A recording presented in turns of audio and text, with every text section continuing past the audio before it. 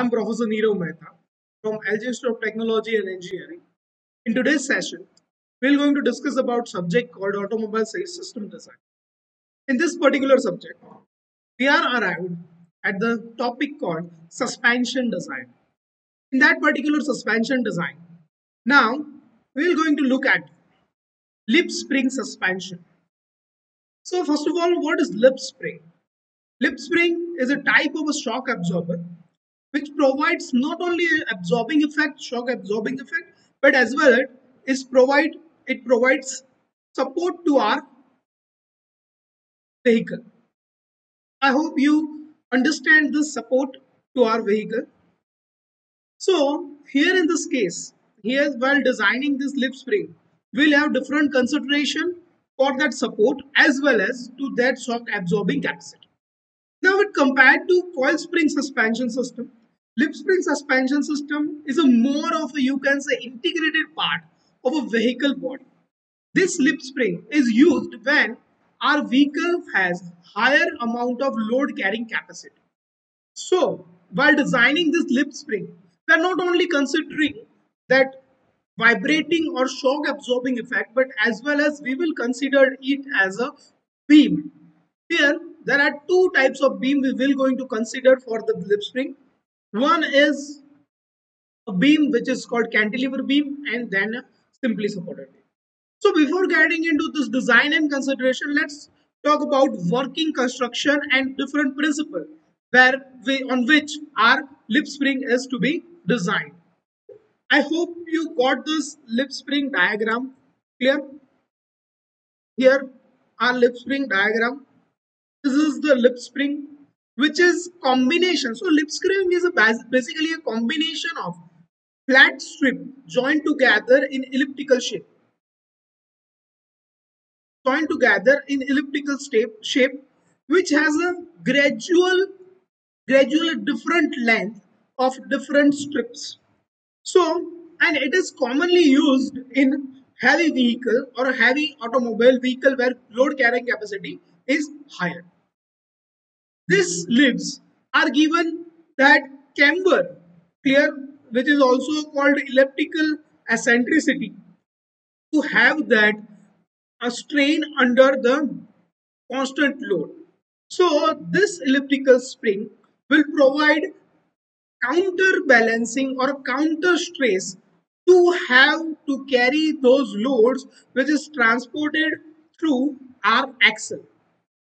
These leaves are held together with that axle by U-bolt, and this U-bolt under area or length under the U-bolt is called as ineffective length because that length will not going to go under any kind of deflection or a stress when it comes to lip spring. So once again, lip spring are flat strips held together in elliptical shape to provide that springing effect. The first spring in this lip spring or first strip in this lip spring is very much essential compared to those gradual lips because it carries maximum or it comes under maximum stress compared to other gradual lips. So that lips is called master lip.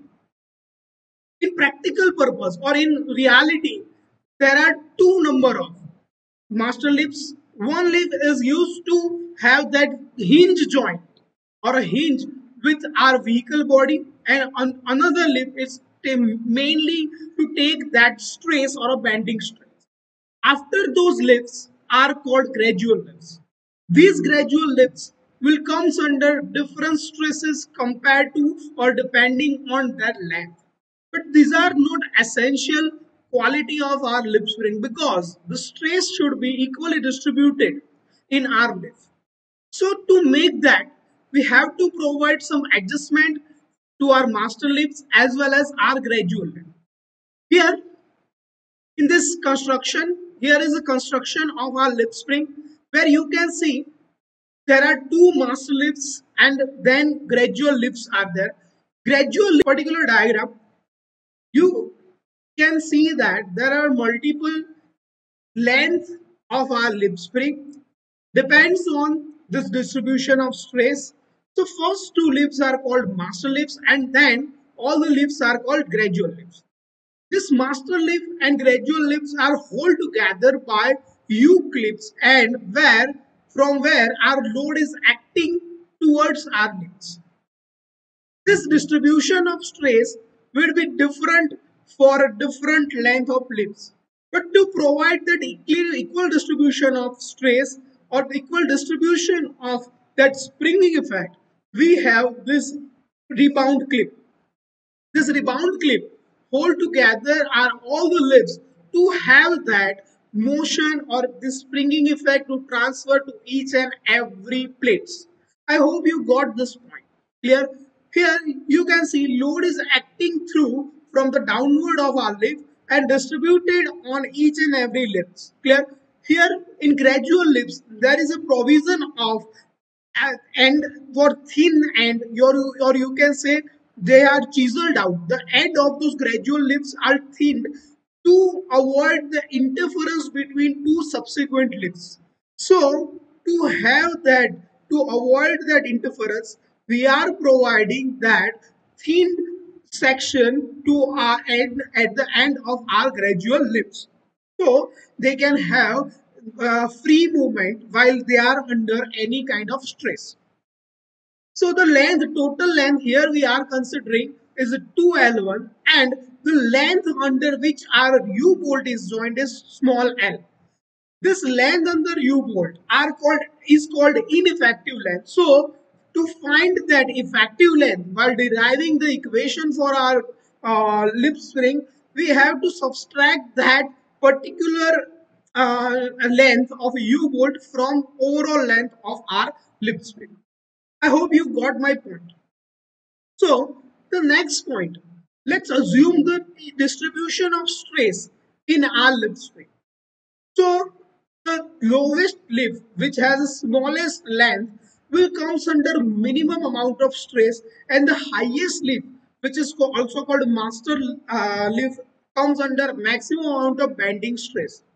To avoid this, we will provide different provision, because in our design or in our consideration, while calculating stress, it should have always equal distribution.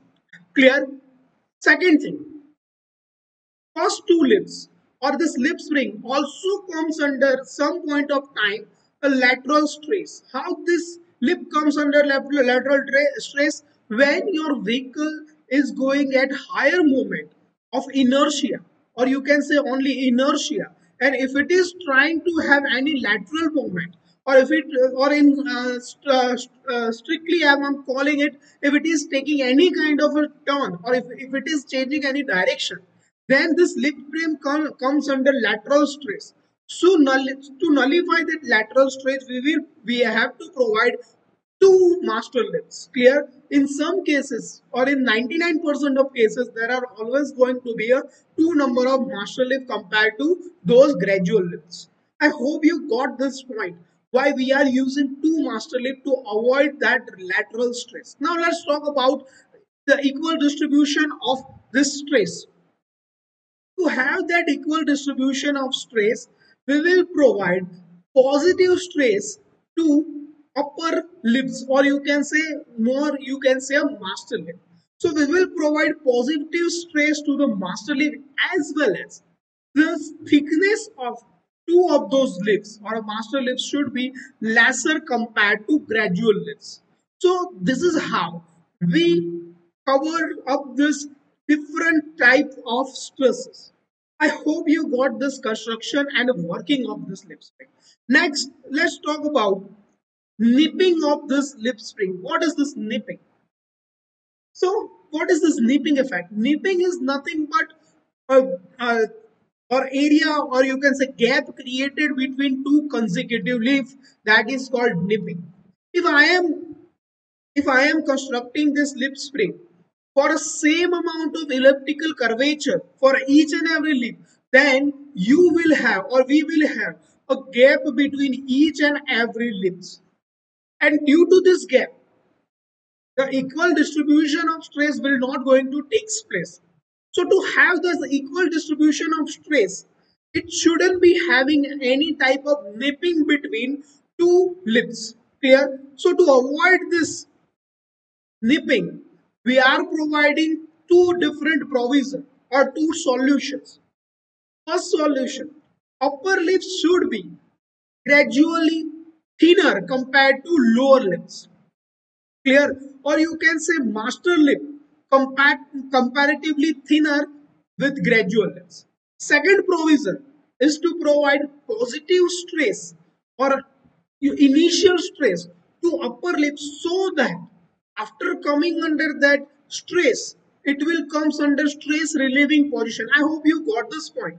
Here you can see this dotted line, which is the initial position of our lip, and which have this master lip, which have more stress placed even at free condition compared to gradual lift to compensate that excessive amount of stress which is provided through our axle, so that it can have positive stress after which is comes under any kind of stress, so that negative stress and positive stress will make our lip spring to have that equal distribution of stress throughout our suspension.